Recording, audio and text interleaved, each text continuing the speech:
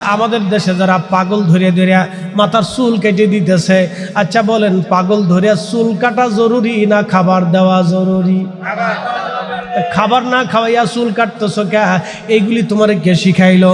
তারে খাবার খাওয়াইতে হবে, চিকিৎসা করাইতে হবে, তার অসুস্থতায় সেবা দিতে হবে, তার খাবার খাওয়াইতে হবে, তার বাসস্থানের ব্যবস্থা করতে হবে, তার কর্মসংস্থানের ব্যবস্থা করা জরুরি। তার চুল কাটা আগে জরুরি না, আগে জরুরি ছিল তার পেট বলে ভালো মন্দ আগে খাওয়ানো। কথা কান ঠিক কিনা? আমরা সব খালি উল্টে পাল্টা কাজ, যত কাজ খালি উল্টে পাল্টা। সহিহ মুসলিমে আসছে নবীজি কিয়ামতের ময়দানে আল্লাহ ডাক দেবে, বান্দা আমি তৃষ্ণার্ত ছিলাম, তুমি আমার পানি দাও নাই। বান্দা বলবে, রব আপনি বলেন কি? আপনি তো নিজেই রিজিক দেনেওয়ালা, পানি সৃষ্টি করনেওয়ালা। আল্লাহ আপনার হুকুমই তো আকাশ থেকে বৃষ্টি নামলো, জমিনে পানি হলো, ঝর্ণা প্রবাহিত হলো, অতল সাগরের গহ্বর থেকে পানি আসলো, পাতাল থেকে পানি বের হয়ে আসলো। আল্লাহ বলেন কি? আমার আল্লাহ ডাক দিলেন, বান্দারে তোমার প্রতিবেশী পানির অভাবে তৃষ্ণার্ত ছিল, আরবে পানির অভাব ছিল।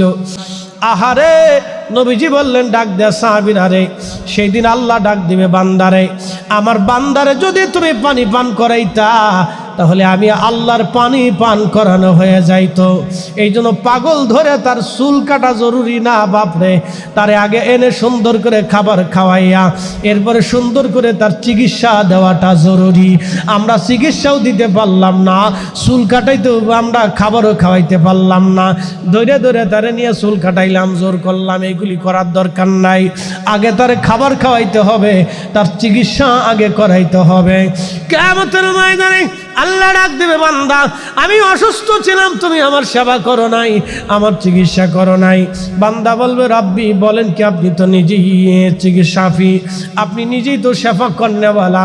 আল্লাহ সব ওষুধের মধ্যে আপনি গুণাবলী দিয়েছেন। আল্লাহ আপনি সাফি, সেবা করনেওয়ালা। আল্লাহ আপনি আবার কখন অসুস্থ হলেন?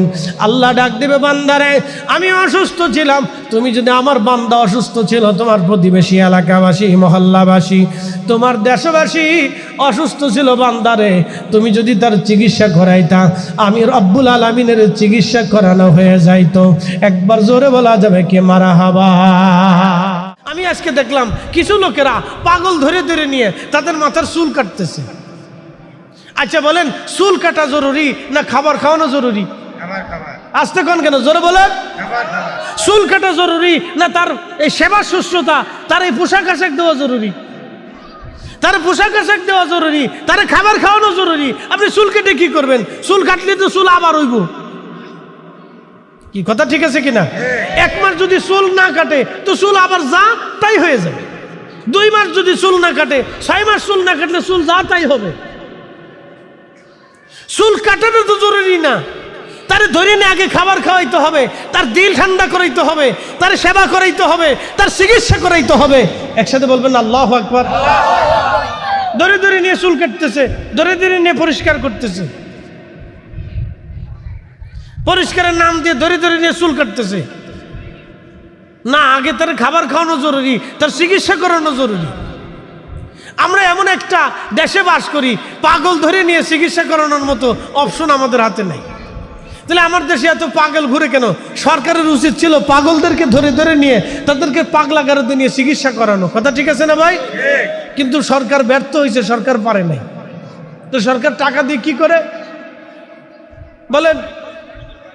এই যে অন্য ভাই বলে দিল, অন্য দেশে অনেকে বাড়ি করে, সুইজারল্যান্ডে বাড়ি করে, ইউরোপে বাড়ি করে, আমেরিকা বাড়ি করে, সিঙ্গাপুরে বাড়ি করে, মালয়েশিয়া বাড়ি করে, বিদেশে পাচার করে, বউ পাচার করে, ছেলে মেয়ে পাচার করে, টাকা পাচার করে, অর্থ পাচার করে। এ দেশ থেকে যদি টাকা পাচার না হতো তাহলে আমার দেশ সোনার বাংলা, আসলেই সোনার বাংলা হতো। কথা বলেন ঠিক কিনা? এ পাগলদেরকে খাওয়ানোর দায়িত্ব ছিল রাষ্ট্রের। রাষ্ট্রের দায়িত্ব ছিল পাগলদেরকে ধরে ধরে নিয়ে চিকিৎসা করানো। আমাদের বাংলাদেশে প্রায় 5 লক্ষ পথ শিশু আছে। 5 লক্ষ পথ শিশু বুঝেন? মা নাই, মা জন্ম দিয়ে ছেড়ে দিছে, কোথায় মা তার খবর নাই, বাবা নাই, বাবা জন্ম দিয়ে চলে গেছে, বাপের কোনো অস্তিত্ব নেই। আবার এমন বাচ্চা আছে তারা যে কে জন্ম দিছে সে নিজেও জানে না।